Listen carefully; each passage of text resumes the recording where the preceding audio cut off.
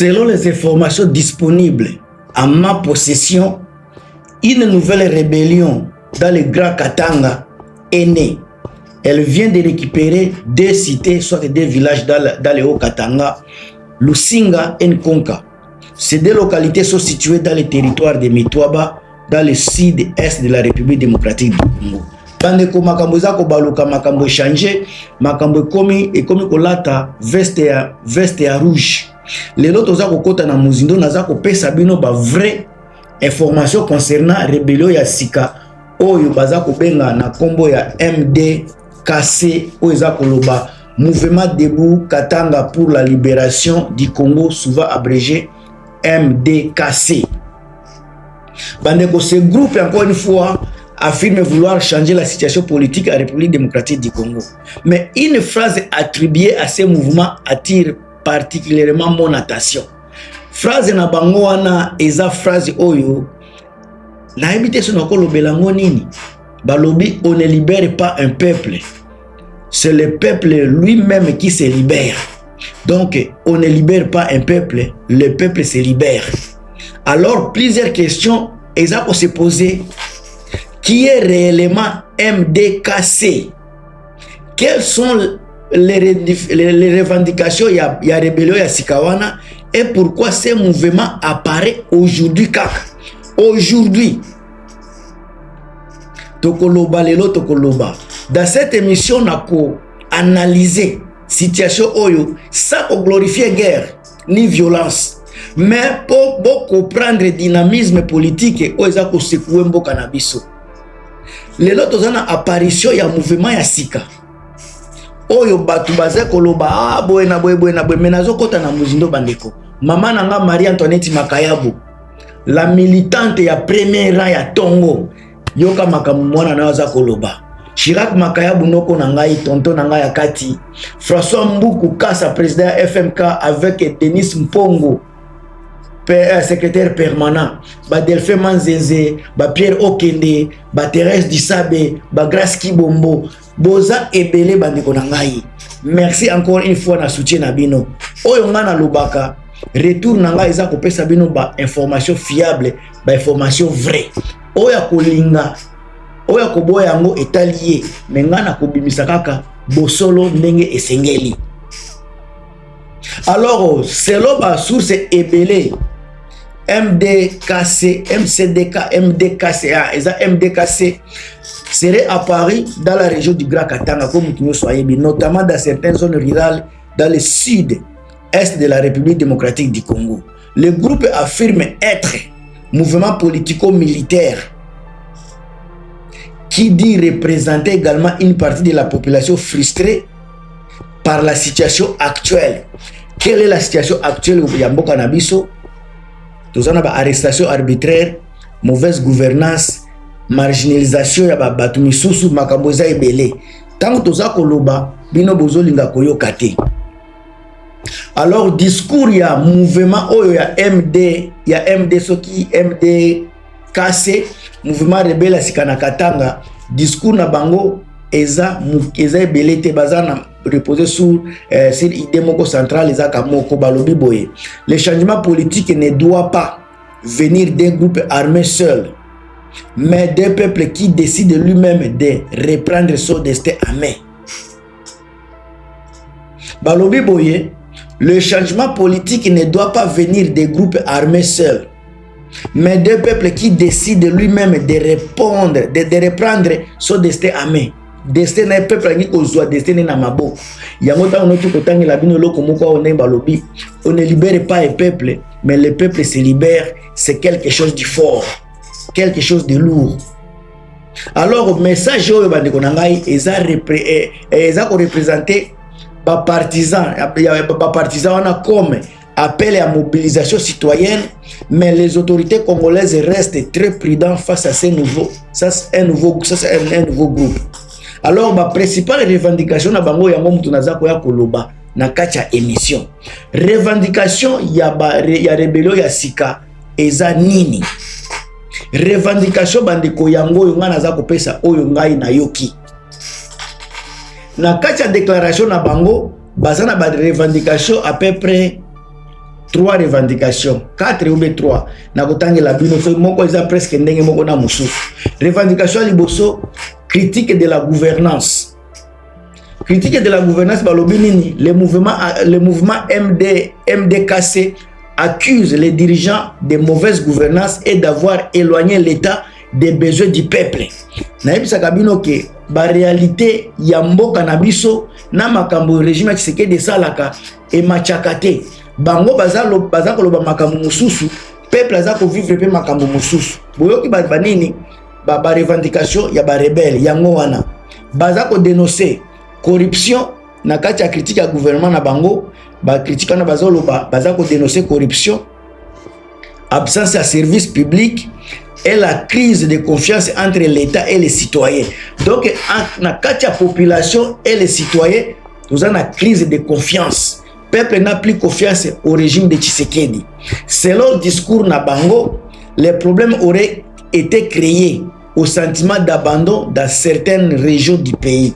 Alors, question mususu, et nini revendication ami balé, baza kolobela gestion ya richesse minière, question richesse minière. Alors, balobi boy ngaite, balobi Katanga est l'une des régions les plus riches en minerais du monde. On y trouve notamment le cuivre, le cobalt, le coltan. Le MDKC affirme que ces richesses ne profitent pas suffisamment à la population locale. Alors cette critique est d'ailleurs très ancienne dans l'histoire politique katangaise. Donc depuis longtemps, la population à Katanga balobaka baza ko se retrouver te, ba se retrouvaka jamais na makambo etali ba minerai ya mboka. Tolobaka yango mais résultat eza kaka wana ti lelo Tshisekedi azokoka ko répondre na besoin ya bakatangeti.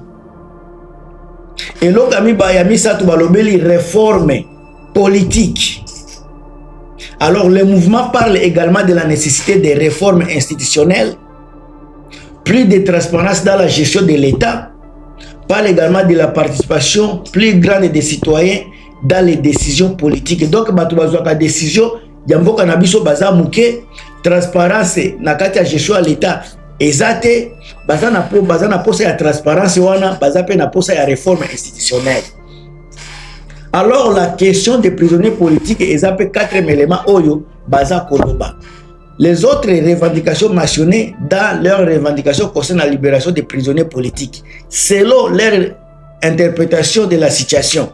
Alors baza ko estimer que certains opposants seraient injustement détenus, que cette question reste très débattue dans la vie politique congolaise.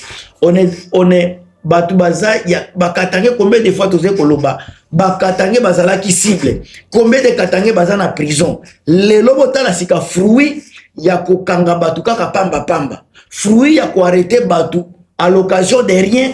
Lelo fruit eza kobima, bakatange baza ko silika lelo, bakatange batomboki, bakatange balobi déjà que trop c'est trop, ba arrestation na balinyango lisusu te, ba arrestation ya pamba ba prisonnier politique non. Donc kokanga batu sans raison, sans motif, balembi nango déjà. Lelo rébellion eza na mboka na biso grâce pourquoi raison eza nini? Ba mauvaise gouvernance ya Tshisekedi, État moko eza quasi total na mboka na biso. Mutu nyonso aza koloba yango, lelo bomoni batu bazwi manuki pona makambo wana. Alors phrase oyo eza ko intriguer makambo nyonso eza le peuple se libère lui-même. Et loko wana c'est la parole la plus phare, la plus compliquée na makambo tali rébellion ya sika. Balobi on ne libère pas le peuple se libère. L'un des éléments les plus commentés dans la communication eza phrase wana kaka. On ne libère pas un peuple, le peuple se libère lui-même. Alors, message est interprété de plusieurs façons. Mutu na mutaza na ndenge ako sale la makambo ngo menga eloko ni na koko bimisana eloko wana. Nini nena okoloba na revendication oyo baza ko bimisa ya ba parole wana ya on ne libère pas un peuple, mais le peuple se libère lui-même. Eza koloba c'est comme un appel. Il y a prise de conscience. Baza koyebisa na peuple congolais balamuka, bo prendre conscience na bino parce que le régime de Tshisekedi est en train de tuer le pays. Alors, comme une critique des mouvements armés qui prétend parler au nom du peuple, ou comme une stratégie politique pour légitimer l'existence de Bango, alors, ils ont rappelé également transformation durable. Ils ont souvent par la mobilisation de la population elle-même. Alors, baza kolinga transformation ya mboka na biso eleka par population et non par kimouyibi. Les autres sont dans un contexte fragile. Na kati ya mboka na biso. Contexte fragile en mboka na biso surtout na est. Au lelo sika, il faut rappeler que Grand Katanga n'est pas seulement région instable en mboka na biso et comme il peut parmi ba et comme déjà na kati ya bitumba. Eza déjà na kati ya bitumba. Encore une fois, eza parti baza koloba, eza soki nini ba lobaka soki batie soki zone soki nini wana ba zone Tshisekedi alobaka. Atiaki yango na Kivu, ba rebellion koti na Kivu. Atiaki yango na Katanga, rebellion koti na Katanga. Alors depuis plusieurs années bandeko, République démocratique du Congo est marquée par ba groupe armé et belé.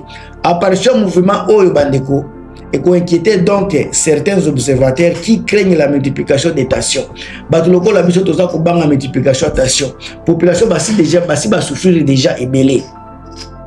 Alors pour cette raison bandeko, plusieurs fois naza ko sala émission, naza ko privilégier toujours les dialogues politiques, réforme ba institution et puis na ba solution moko pacifique.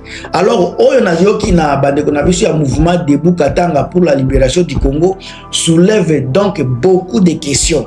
Ce mouvement affirme vouloir défendre le peuple et dénoncer certaines injustices, mais dans un pays déjà fragilisé par des conflits, beaucoup de Congolais espèrent que la solution viendra surtout de la politique, du dialogue et des réformes pacifiques. On a ça toujours. Alors, une chose est certaine, l'avenir de la RDC dépend avant tout de la capacité à construire une paix durable et une gouvernance qui profite réellement à sa population. Les mouvements Oyo basi bazu déjà ba village mi balé et bandakana mi balé et okoma mi satu et okoma province mobimba et okoma ba territoire donc boye bandaka boye. Imaginez-vous si kasoki FC M23 basali alias na soki na nani na MD soki kasi ekozala ndenge nini pona Tshisekedi. Bandeko nga nakomi na suka bo pesa ba point de vue na bino na kati ya commentaire toza koya toujours avec ba analyse ya solo. Namtu na bino Gilmas. A plus.